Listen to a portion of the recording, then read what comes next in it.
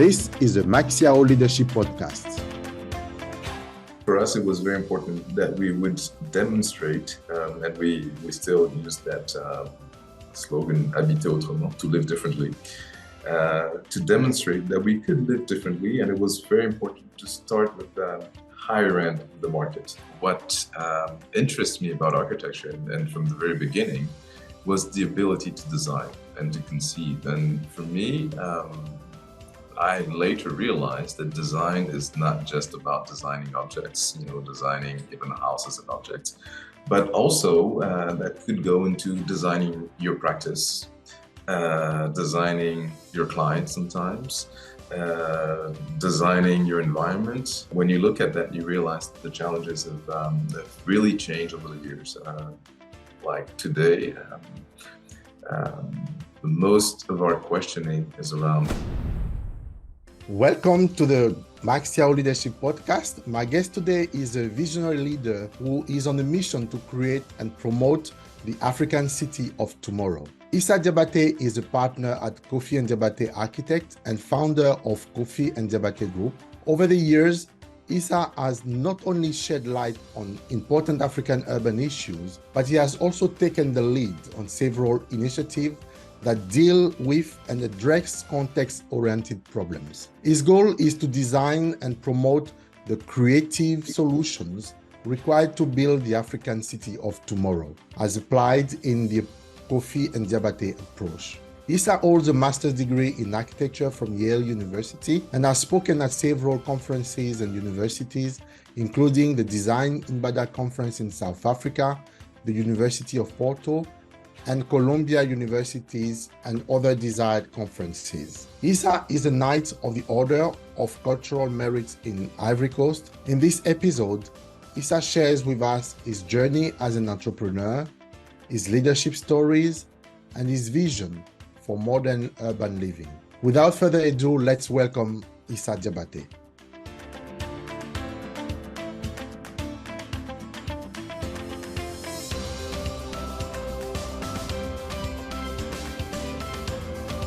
Good morning, Issa. Good morning, Maxime.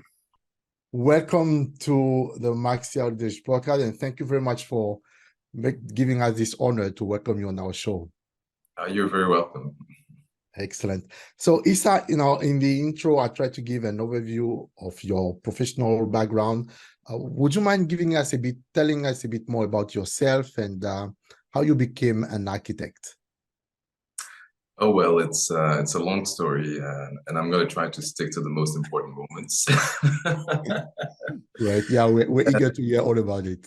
Yes, well, I guess if you start from the beginning, as a child, I used to draw lots. I like to draw, and I like to, sort of representation of things that are material, went from cars to houses to shoes. And when I got to the point of early teenage, I started to get interested in plans, for some reason. And what I liked about plans was the kind of organization that went with it. Where do you put like bedrooms, for instance? Where do you have like living space? And that sort of became fascinating. And at that point, I decided that I was going to be an architect. My father had the vision to send me to one of his friends for an internship. I was about 13 at that time. And, from that point, I had, at that point at least, sort of decided that I wanted to be an architect. Except that in life, things are not always fluid and don't always go in the direction that you expect. So when I was around the age of, end of high school, I was told that as an architect, I would have a very hard time to make a living, and which sort of pushed me in, on the easy path. And so after my high school education, I did a bachelor's in finance, something that I totally do not feel related to. But at that time, of course, if you're going abroad, if you're going to school, I mean, you have to do what it takes to at least get your degree. And I think I was very lucky to be a student in the United States. That allowed me to use my bachelor's in finance to enter a master's in architecture. There is a possibility, from any sort of discipline to enter architecture, through a specific master's program that lasts about 3 years. And that to me was actually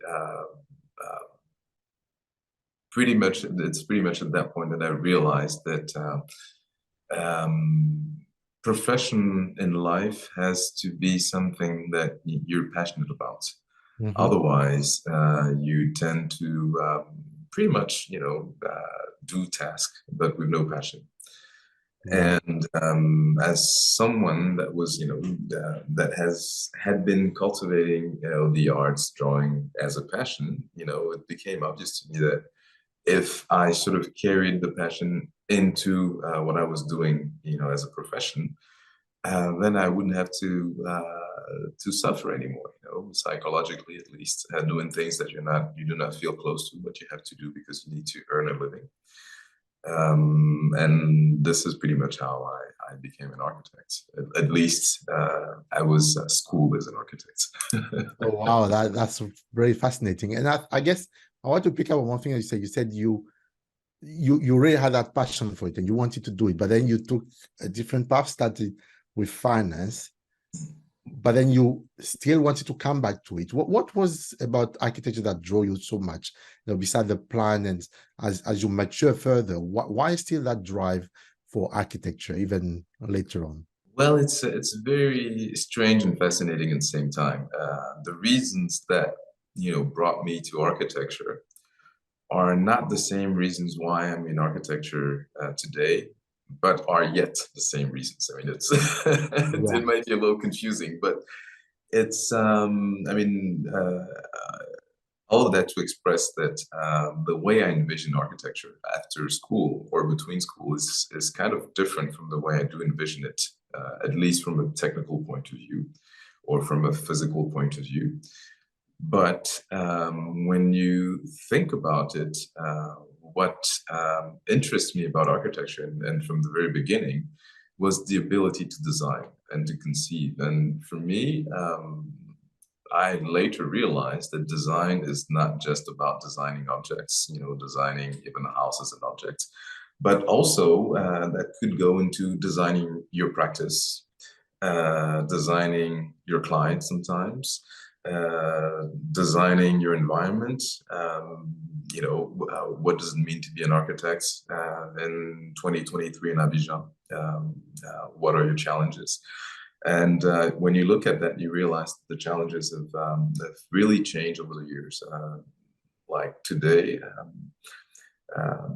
most of our questioning is around urbanism. What do we do with our cities?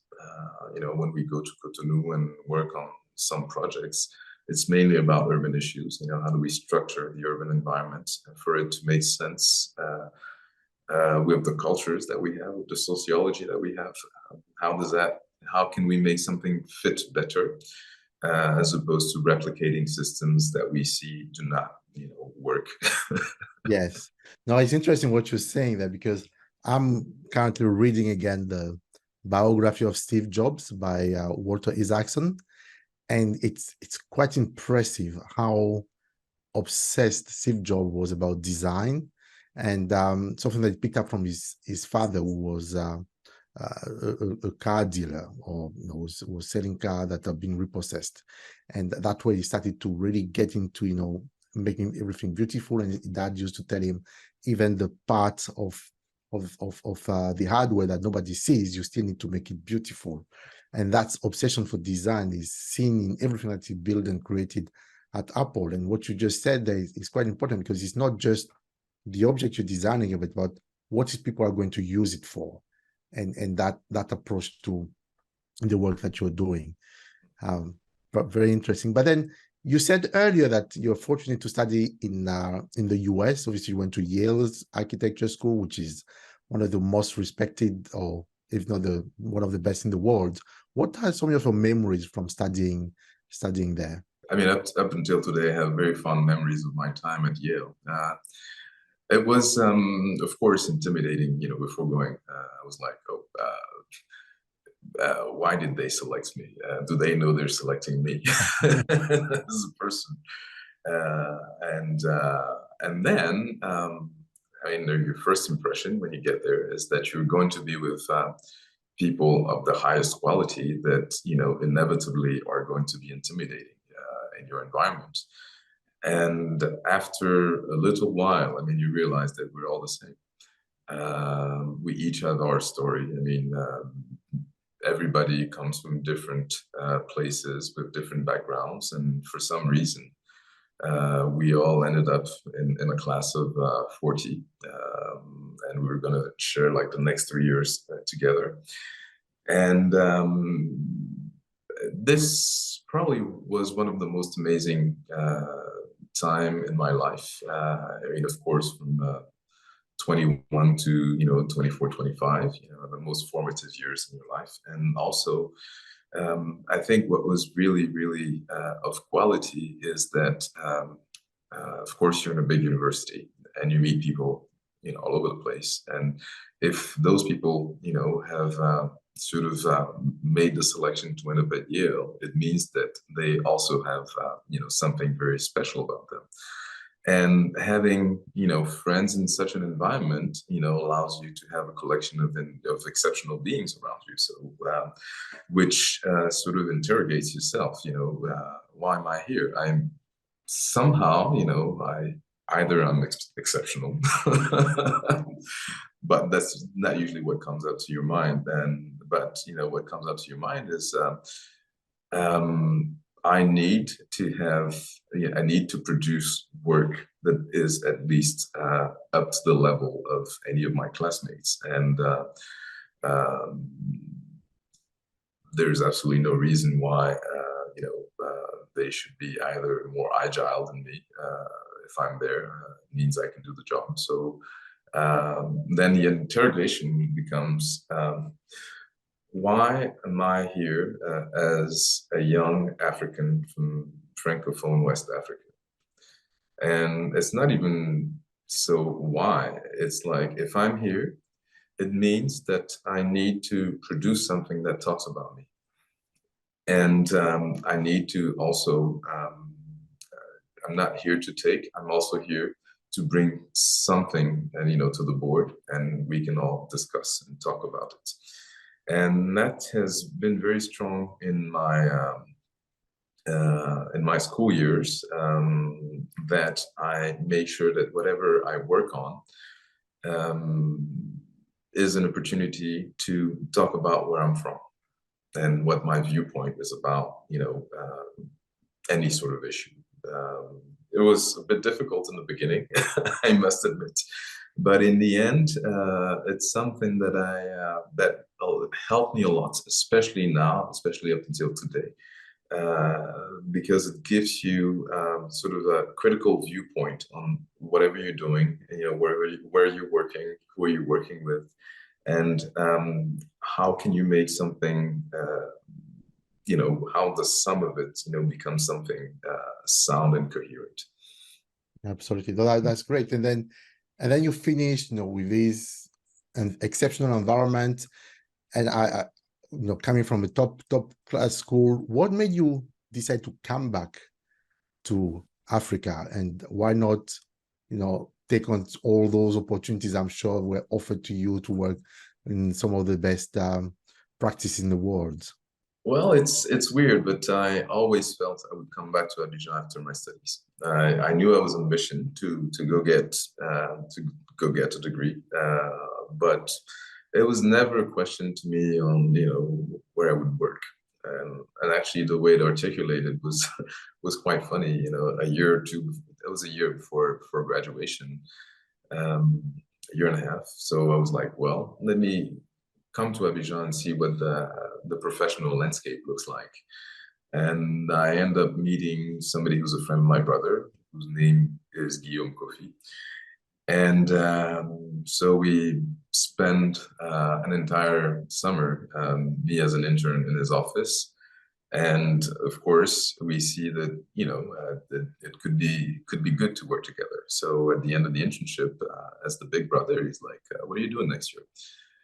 And I'm like, "Well, I don't know. I may stay in the U.S. maybe a year or two to get maybe some local training, like most of us were doing at the time."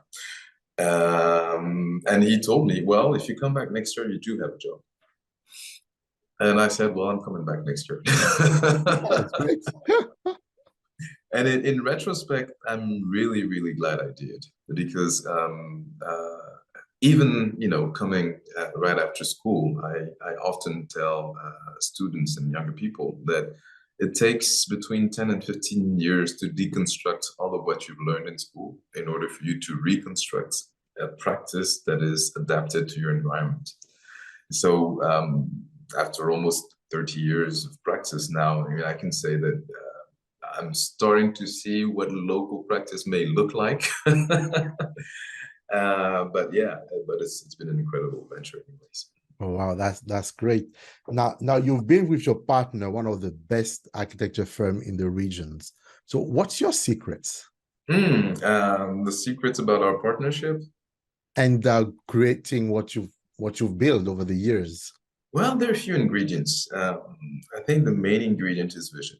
Um, you cannot do something like that if you do not share a vision. And it was interesting. How do you build a vision? I mean, you come and work with somebody who's 10, 11 years older than you. How do you know, how do you put your vision into what already exists? That was an interesting process. Takes a long time. And it also, I mean, in order for what is part of your vision to be integrated, it needs to make sense. So you need to observe, you need to look, and slowly inflate your vision into what you're doing. And also on a more maybe global sense, the secrets for keeping a good partnership is to sort of look in the same direction. I mean, we're very different. First of all, we're 11 years apart.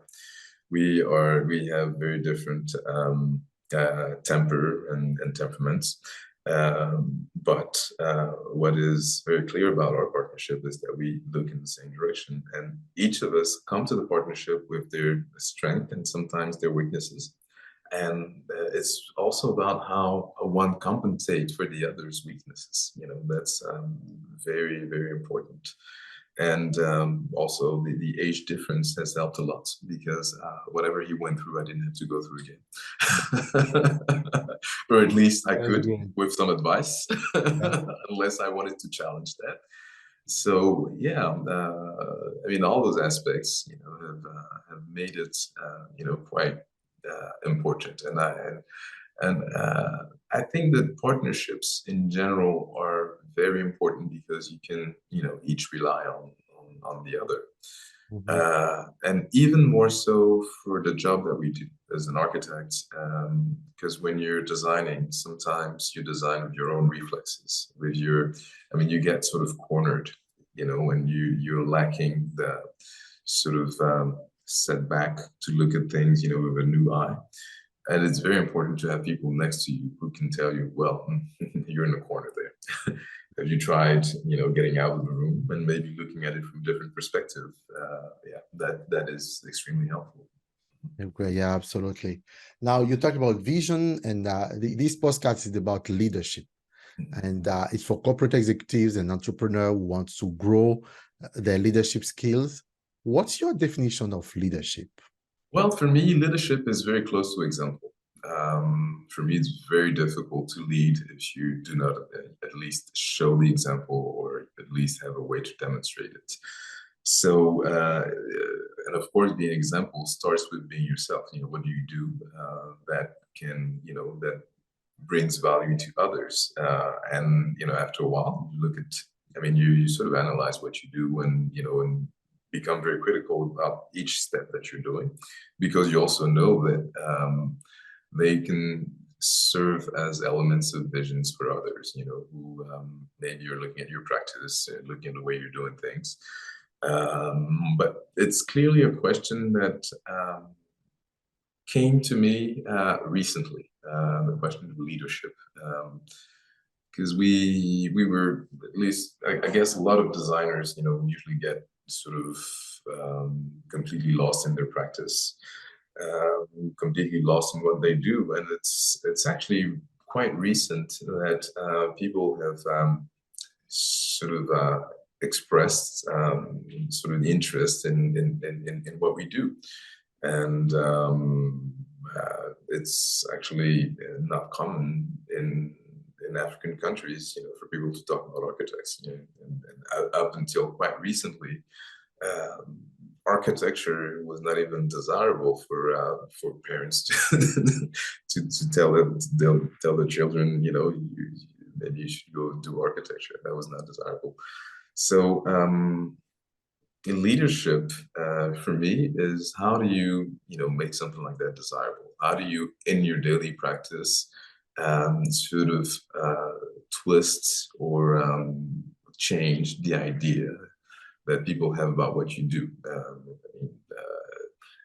I think that if people still thought that all of what we did was designing, you know, pretty objects, you know, might it be a house or a building, they would not probably, you know, talk to us the way they talk to us, you know, or at least we may not be talking about what we're talking tonight. You know, maybe we would have concentrated on the very specific trade of building or creating objects. But in terms of it, but I think that the role of the architect, especially in Africa today, goes way beyond that. And it's strongly about leadership. It's strongly about questioning everything that you do, questioning your urban environment, questioning, you know, where you live, the type of houses you live in, the type of life you live, the lifestyle, you know, everything, you know, goes into question. And in order to give an answer to those questions, you need to have a sound vision of the environment. And that, to me, is what comes across as leadership for the others. I mean, you know, what makes us admire some people is pretty much, you know, what they do or what we hear about them, and the way they have been able to transform something. I mean, if we talk about Elon Musk, you know, whether we like him or not, I mean, Steve Jobs and all those people have incarnated leadership in some form or another. So it's mainly about what you do that sort of demonstrates your ability to lead, I would say. Absolutely, no, and you touched on that very well. And I guess I'm also interested in terms of building your practice. And you know, you talk about your partnership as you grew and became a signature name in the country, in the region. What leadership challenges did you had to face, and how did you approach them? Oh, wow, many.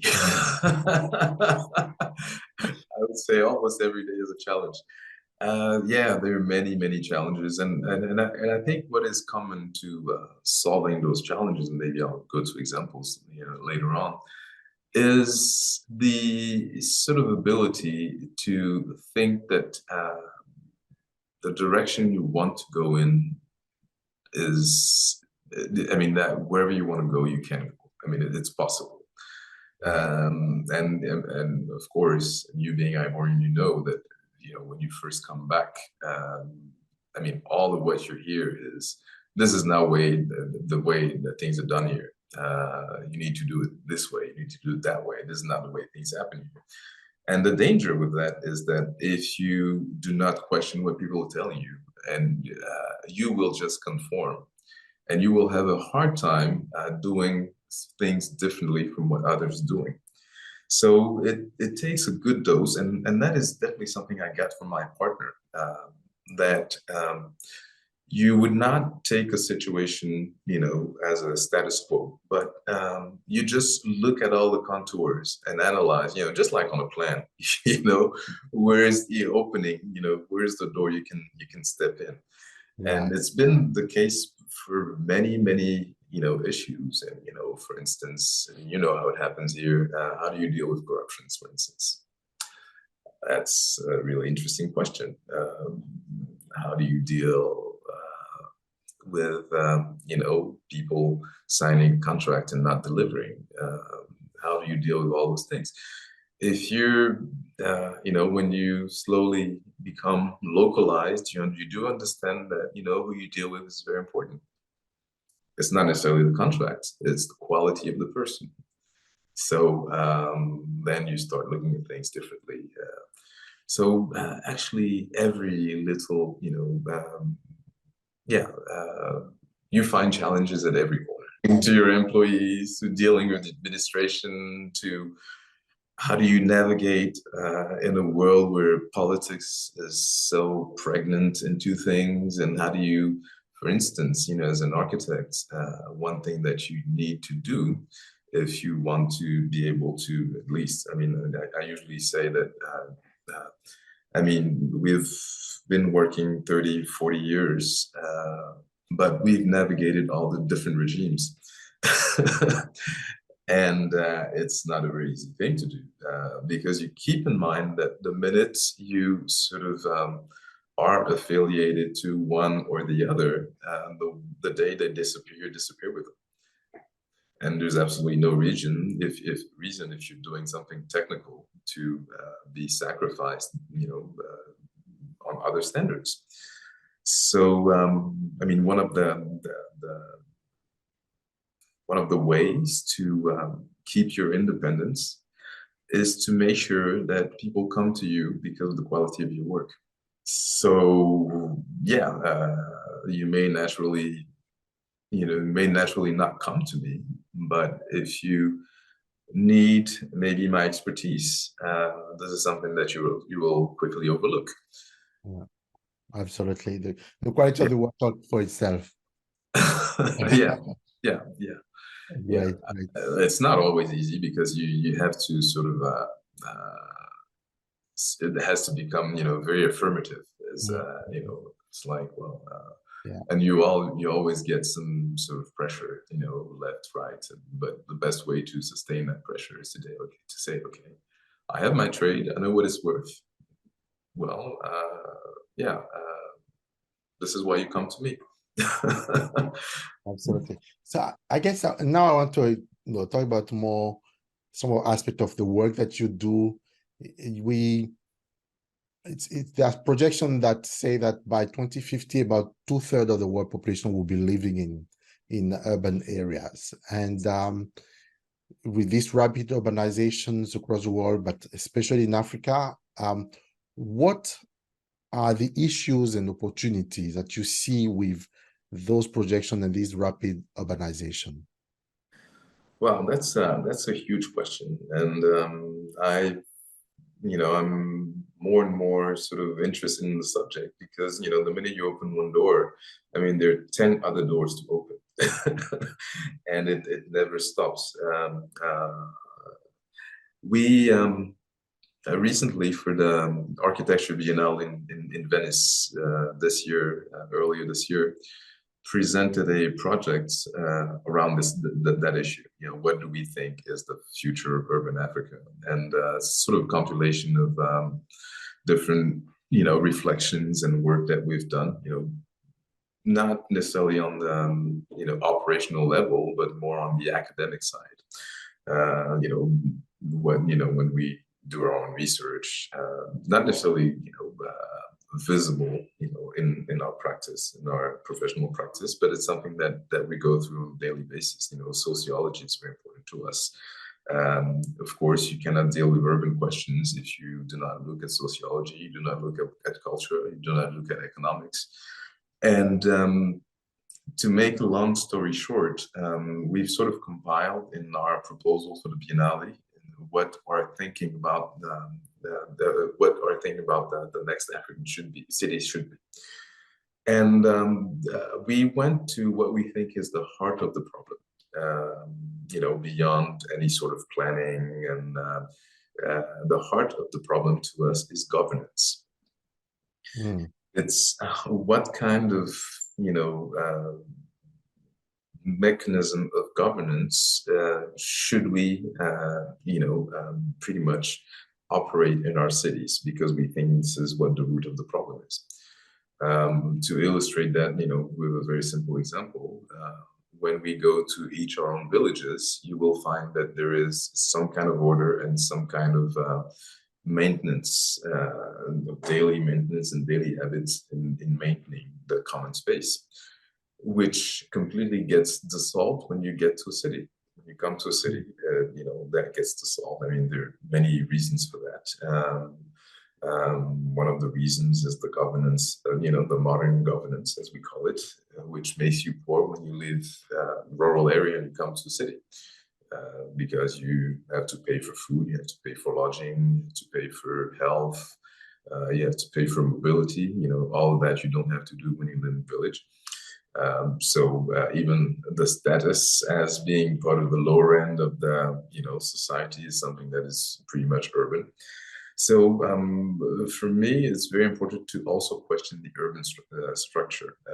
I think that in the Western world is having a hard time questioning urbanity, because it's pretty much the product of what they did in the 20th century, which is scientific and then industrial evolution that sort of led to the creation of cities. And we each need to keep in mind that cities were invented in order to gather on certain territory, all the manpower.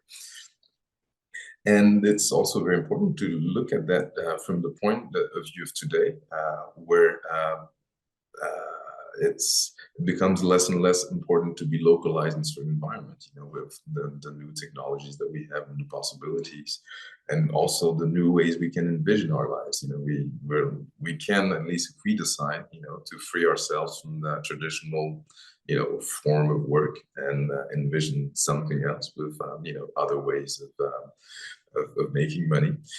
And that is very important to keep that in mind when we think of the African city of tomorrow, because we've seen recently that it's in the African cities that we've seen the explosion of mobile money. It's in the African city that we see that, it's when you're at the lower end of the society is when you need your cell phone the most. If you do not have a bank account, you need a cell phone, not a cell phone, but a smartphone, which people at the higher echelon can afford not to have. So it's also important to look at all those phenomena, the way the youth is going. We know that 70% of our populations are below 30, which means that in 10 years they'll be 40. And what impact should that have on the way we live, on the type of housing? So our solution is to say that we need to come back to tight governance. First of all, in order to get to tight governance, is to limit what we call the cell, what we've defined as the cell, which is sort of a unit of urbanity. And that unit, you need to subscribe to certain rules, such as, you need to be able to walk on the entire cell. You need to not have to use motorized objects to get around. You need to be able to create, or at least provide 80% of the energy needed on the plot. You need to monitor your water, monitor your energy, monitor your agriculture. It's also a space where we envision that, new health solutions can be envisioned, from not only our traditional practices, but also from, the most sophisticated, scientific solutions we do have today. We also think that those units have to sort of develop around a certain type of activity. So you could go to a city and it may be around tourism, and another maybe around education, maybe around health. and also sort of create a network within those cities. I mean, now if I'll share with you, you know, after this, I'll share with you the little film that we produced. And also, as you're deploying, you know, pretty much on a fractal manner, as you deploy, you also need to integrate all of what you need, such as natural reserves, space for agriculture, you know, space for even like animal reserves. You need to have, you know, not have cities that are too close or too dense, or also provide for, you know, natural parks to cohabitate with the urban setting. And the idea behind the cell is that, you know, the more contained your cell is, the easier it is to manage and to govern, and, you know, very specifically to avoid the problems that we do have in a lot of African cities, where you have a center, you know, like Abidjan, you have Plateau, and you have a number of neighborhoods that all converge in the same direction, you know, during the day and back at night, where the human pressure is so strong that it sort of destroys your human and urban fabric, where you see the pressure of the activity, you know, just there, sort of eating at the urban fabric. And when you think about, you know, all that energy, all those people, you know, might they live in what we consider shacks or what have you, it's all very quantifiable energy that, if organized properly, can create, you know, some of the most extraordinary results. So it's very much about governance, money, you know, knowledge, you know, all of that comes second. You know, if we know what we're doing, we can know what kind of money we need to get, and not have to be like, oh, well, we don't have enough money to, you know, bring electricity to here and there. Yeah, but why would you need to even, you know, function still on a very centralized system? You know, a few years ago, I was lucky enough to be in Rwanda, and there's this company called Zipline, based in California, and their trade is to deliver blood from. No, actually, they were born because they wanted to do delivery using drones, and they couldn't do it in California, and moved to Rwanda, where they had a much more flexible, you know, regulatory environment that allowed them to actually carry pockets of blood to clinics that were off-road network. And when you think about it, it also, you know, makes you question what should be the weight of infrastructure, at least physical infrastructure, in what we do. We still put a lot of weight on physical infrastructure because we think it's the only way to sort of carry stuff from point A to point B. But it's just one. I mean, there are multiple ways to do that. And of course, today, there's certain flexibility that allows us to sort of contemplate things differently. And these are things that we should naturally, you know, put in our urbanism, because it will make us save money. I mean, we'll have much more comfortable lives where you don't have to, you know, spend like 2 hours in the car, bumper to bumper, you know, trying to go to work. Yeah. It's quite interesting what you described there, but do you think there's enough awareness about these issues and how to go about driving the changes that you describe among the leaders in government, the corporations, and in the community in general? Of course not. But how do you create that awareness? Yeah, but it's the same thing that we went through when we did our first development program, which was about 32 units in the high-end, you know, high-end neighborhood. And the question for us was, can you tell us a bit more about that? What development looks like? And yeah, I'll tell you and move into that last project, and I think it'll make sense. So 2012, end of political crisis in Abidjan, you know, sort of things are sort of waking up a little bit, but it's still kind of, you know, slow. people are still trying to make sense of what is happening. But also, you know, from political, economical, but also from an urban standpoint. And in 2006, we purchased a piece of land in what, as architect, we envisioned to be the future of residential Abidjan, which is Golf 4. And at that time, the land was sold by the state at a very low price. And we bought it. I mean, we were like, okay, well, when we have money, we gotta maybe do a development program on it. We're gonna build like, you know, 8 kind of, you know, plush houses that we're gonna sell pretty well. And then, but with time, and from 2006 to 2012, we start seeing that there's a certain pressure on the city. And we cannot do architecture as we do usually, you know, just concentrate on the object and forget what the surrounding is about. So, of course, we've been, you know, talking with other architects and of course, in the trade, the elements of literature, sustainability, and all that are starting to come into the discourses. And we're like, well, if we need to develop this land, 8 houses is not going to do it. We need to think about densification. But how do we densify on a plot in a neighborhood where it's mainly houses, where it's mainly houses of a certain status?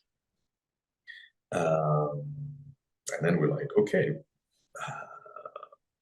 we're just going to create something a little bit different, you know, with much smaller plots. But that will be the occasion to create a community.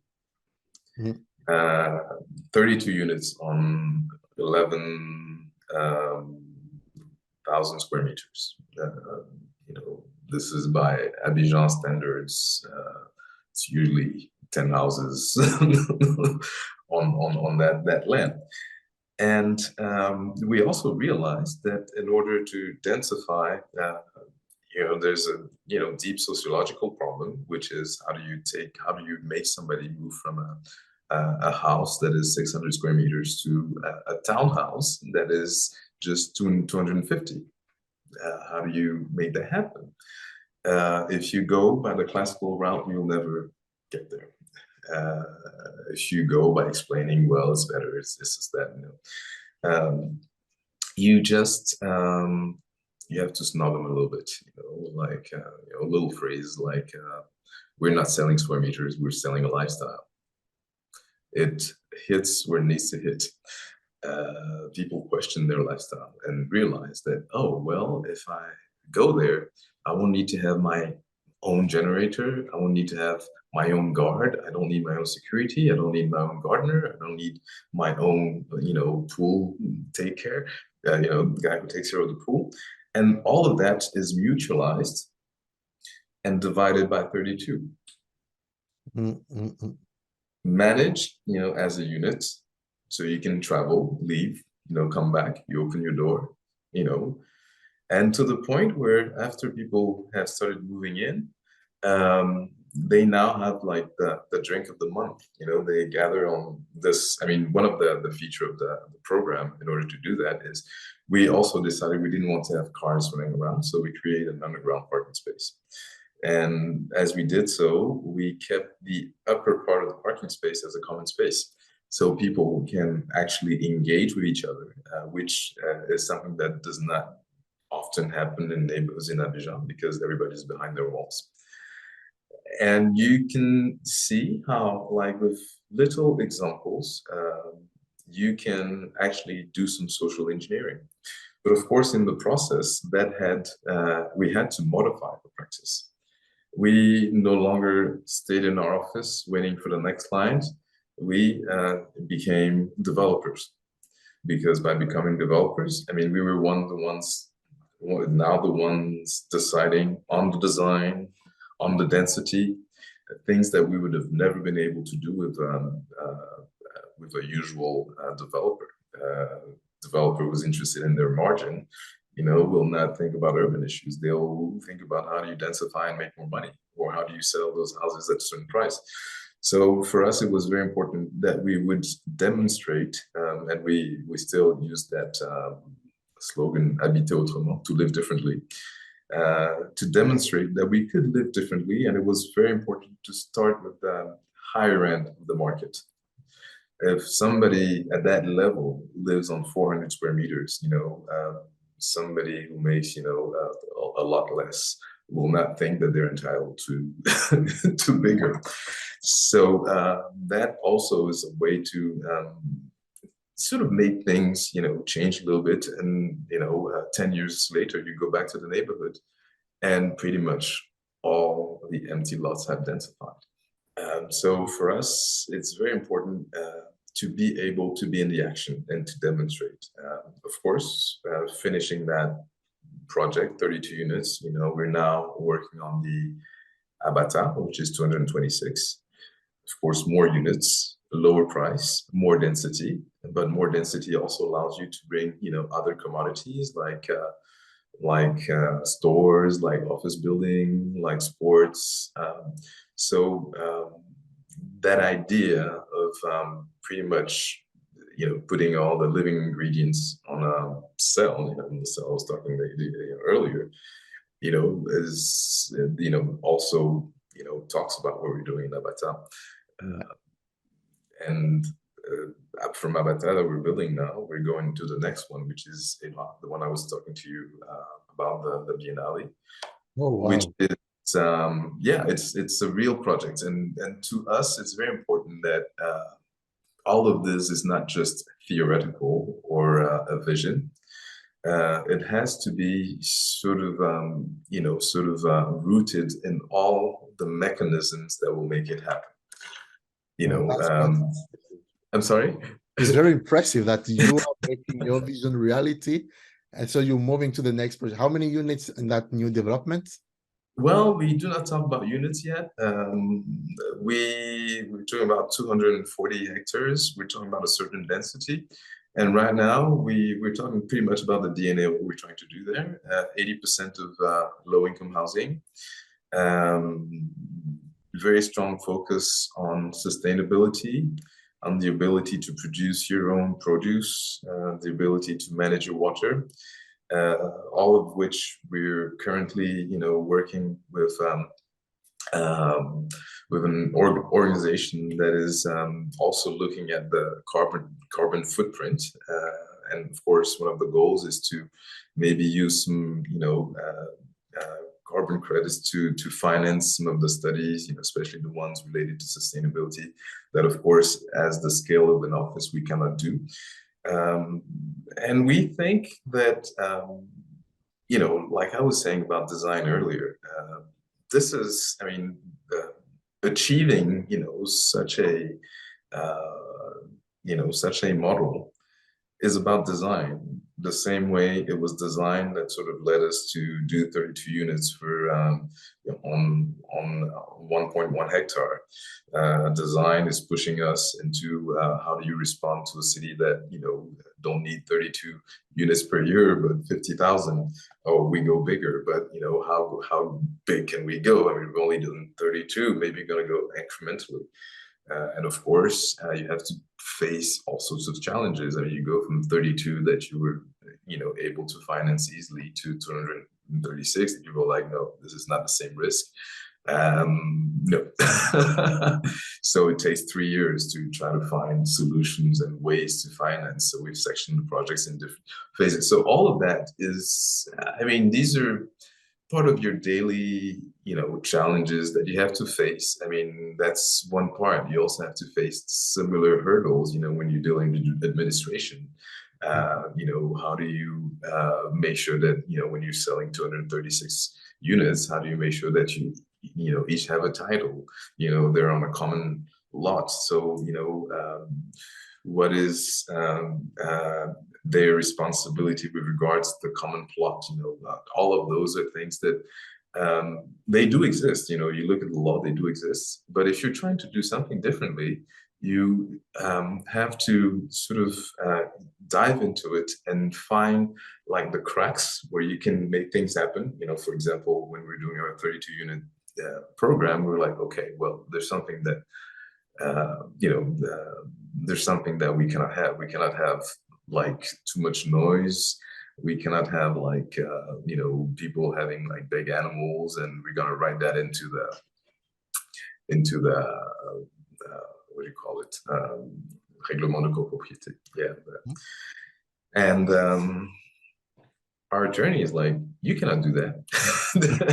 So that's quite impressive. Yeah. I guess one of the things that I'm interested to have your view on, when you look at affordability of properties, and for things that some of the programs that you've launched, it's still very high end, even the latest one you have. I don't know about the next project.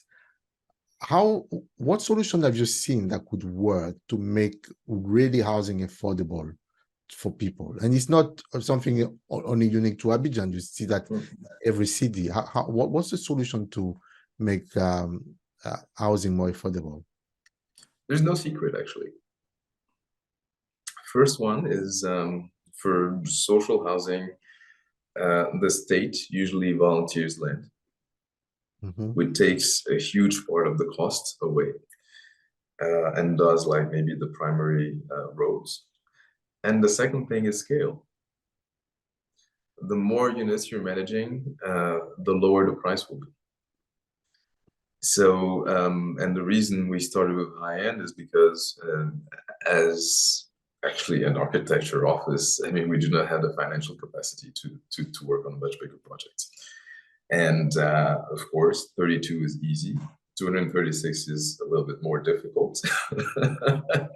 And now we're scaling to a cell that we envision will be between 10,000 and 20,000 people.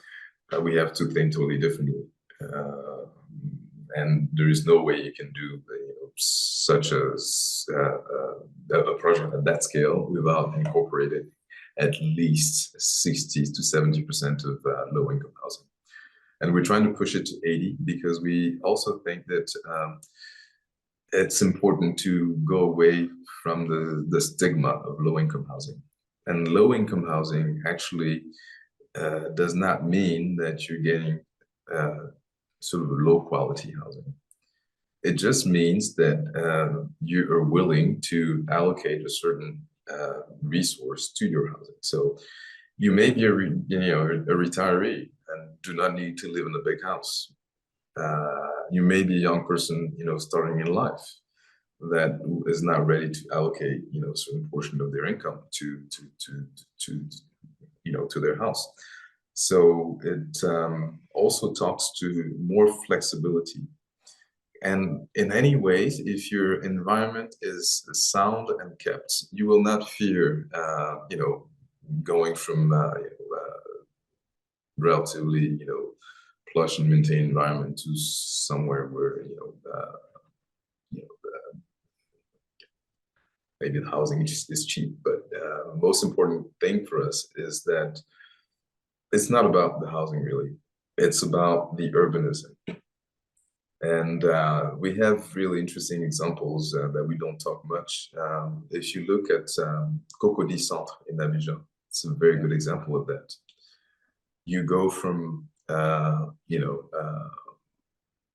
huge houses, presidential palace, five-star hotel, university, churches, to row house, courtyard type living. All of that sort of carefully crafted so that it can live together. But the urbanism does not have a different quality, whether you're on one side of Cocody or the other side, which has the quality to make everybody who is from Cocody feel that they're from Cocody, no matter what type of housing unit they live in. And we need to sort of reconcile ourselves with that type of thinking when it comes to urban issues.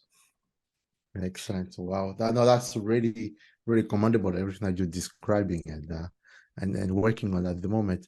Now, we are gradually getting to the end of our conversation today. And There's one question I like to ask the guest typically is, what is one question that you wish I would ask you today?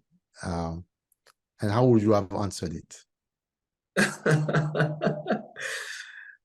Oh, well, there are a couple of questions I think of. One would have been, is there a spiritual background to what you're doing?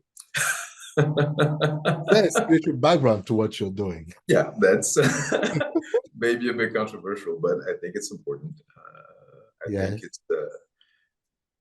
I think the spiritual aspects of things is usually what ties everything in, a little bit like architecture. So, which is why I'm bringing that question to the table.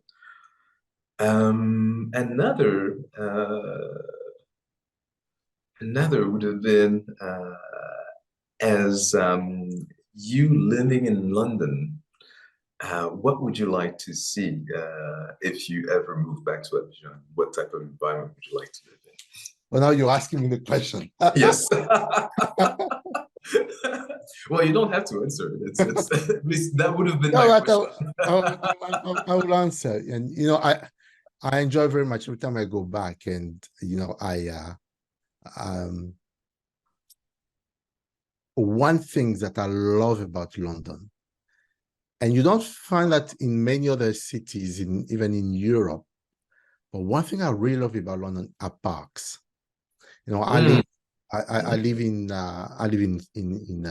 West London, in Surrey, and we are very fortunate with greens. The green everywhere. And to go to work, I drive through Richmond Park, which is one of the largest parks in the country, and you have a 20-mile-per-hour road that you have to drive through, traveling to going through the park. And you can get stopped by deers trying to cross the road. And even at some point in the middle of the park, you lose signal from your mobile phone. I just love it. You know, you're in the middle of London and you feel like in the country. And during the weekend, I like to go with my son. We go cycling around Richmond Park, or we could go to Bushy Park. We've got where we live in the park, even 5-minute walk from our house, and you've got parks everywhere. And that's what I miss when I go back to Abidjan, unless you take the car and drive to Benjerville, to Jardin Botanique, which I do every time I go. I wish I would have this environment more in the town. So I look forward to seeing what you're developing and what you're doing about parks. You know, and if you have any project about creating more parks, and I think I read last week about the benefits of seeing greens, and most people who live in cities, in many, I think London is apart from that, but in big cities they don't see enough greens, and I think that's something that we've lost, and it's very unfortunate, and we should gain back with some walks. You know, having spaces and area where people can go for a walk with as a family. They can go picnic, and yes, that's what I would love to see more. Yeah, I totally agree. And I'm actually quite glad I asked the question, because I think it's something that people tend to neglect, but it has a huge impact on your psyche. Absolutely. I just moved from after almost 30 years of living in Plateau. I just moved to a house that is right across from the Gulf, and I'm quite lucky to sort of oriented my view so that my plot seems a lot bigger than it is, because my limit are the trees from the Gulf. And I'm planting so that very quickly, like within a year's time, you'll have the feeling that you're in a forest. And ever since I moved, it's been 3 months. I can clearly see the difference. Yes. Yeah, no, absolutely. So yes, that would be my answer. Then I've got a couple of more questions for you. Then, what are 3 books you will recommend our audience, and why? There is one that has been very instrumental in my life as an adult and also as a person, which is called Conversation with God. It's a 3-chapter book, and I sort of like the approach. I'm traditionally someone who's not religious. I have parents who are from 2 different religions. And for me, that has always been a point of questioning. And this is something that book has provided me. So I would recommend that because it's something that I've been carrying in my life for over 20 years now. Another book,